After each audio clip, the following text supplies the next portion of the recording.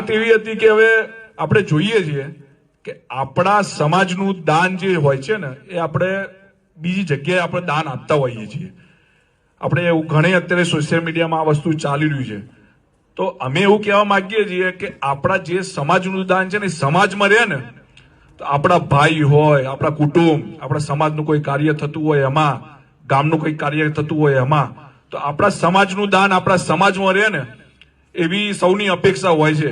બધા જાહેરમાં ખુલ્લેઆમ નથી કહી શકતા, પણ અમે તમને કહીએ છીએ કે તમે ઘરે જાઓ, તમારા સમાજમાં, તમારી જે ગામ હોય એની કમિટીમાં આ એક વાત કહેજો તમે કે ભાઈ સમાજનું દાન છે ને, ગામનું દાન, ગામના છોકરાનું દાન એ સમાજમાં રહે।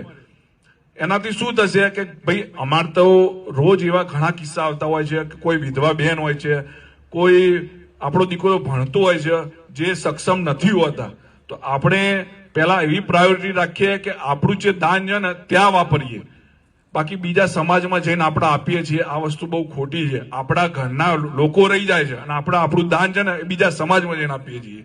તો આ વસ્તુ ઉપર ખાસ નોંધ લેજો। તમે તમારી ગામની કમિટી હોય, તમારા ગામના છોકરાઓ ફોરેનમાં હોય એમને પણ કહેજો કે અહીંથી લોકો ત્યાં જાય છે અને ઘણું જે ડોલરોમાં જે દાન હોય છે ને એ લઈને અહીંયા આવતા હોય છે। આપણા સમાજનું દાન આપણી સમાજમાં રહે, એક આ ખાસ નોંધ લેજો। બીજું તો કઈ વધારે નહીં કહું, આગળનું